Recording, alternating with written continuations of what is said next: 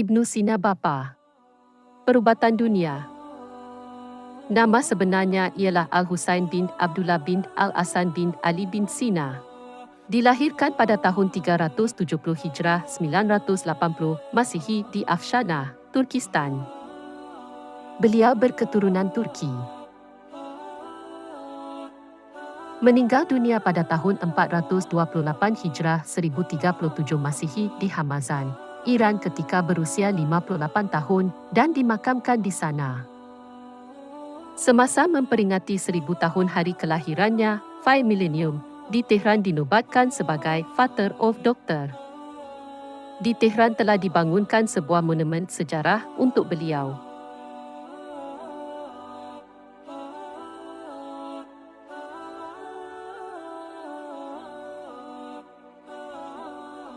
Bapanya berasal dari Balah, kemudian berpindah ke Bukhara.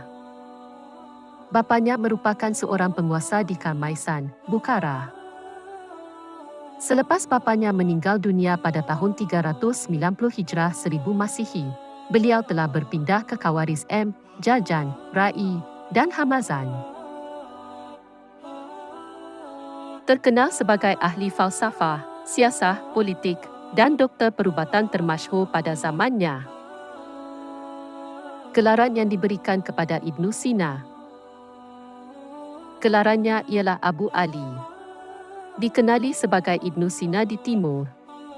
Di barat dikenali sebagai Avicenna. Dinamakan sebagai Al-Syekh Al-Rahis oleh kebanyakan sarjana Islam disebabkan beliau dapat menguasai hampir semua bidang ilmu.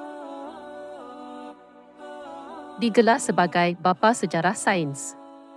Digelar sebagai raja falsafah dan bapa perubatan di barat. Jawatan yang pernah disandang oleh Ibnu Sina. Bertugas di Perpustakaan Kerajaan Samaniyah di Istana Nur bin Nasser di Khurasan. Bertugas sebagai tabib di Hamazan dilantik sebagai Perdana Menteri oleh Syamsul Al-Daulah, Gubernur Hamazan. Pakar perubatan di wilayah Rai. Penasihat Agung Menteri kepada Amir Ala Edi Daulah di Asfahan. Pendidikan Ibnu Sina pendidikan awal bermula dengan mempelajari Al-Quran dan sastra ketika berusia 5 tahun secara tidak formal di Bukhara.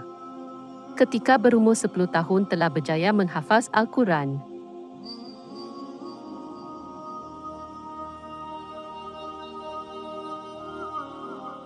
Merupakan orang pertama memperkenalkan analisis dan metode pemerhatian dalam bidang perubatan. Banyak formula yang diperkenalkan dalam bidang perubatan tidak dapat dicapai dan diatasin oleh pakar perubatan terkini. Hasil penyelidikan dan penulisan beliau dalam bidang perubatan telah mendahului zaman. Ibnu Sina sudah menguasai ilmu perubatan ketika berusia 16 tahun. Menjadi buku rujukan yang utama di Universiti Eropah sehingga ke abad 17 Masihi seperti di Itali dan Perancis.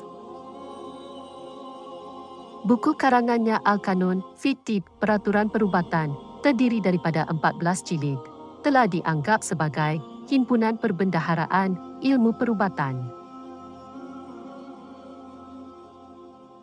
Mempunyai pengaruh asas dalam ilmu perubatan di Eropah pada zaman Renaissance. Bukti ketokohan dan kepakaran Ibnu Sina dalam bidang perubatan sehingga tiada tandingnya sehingga kini.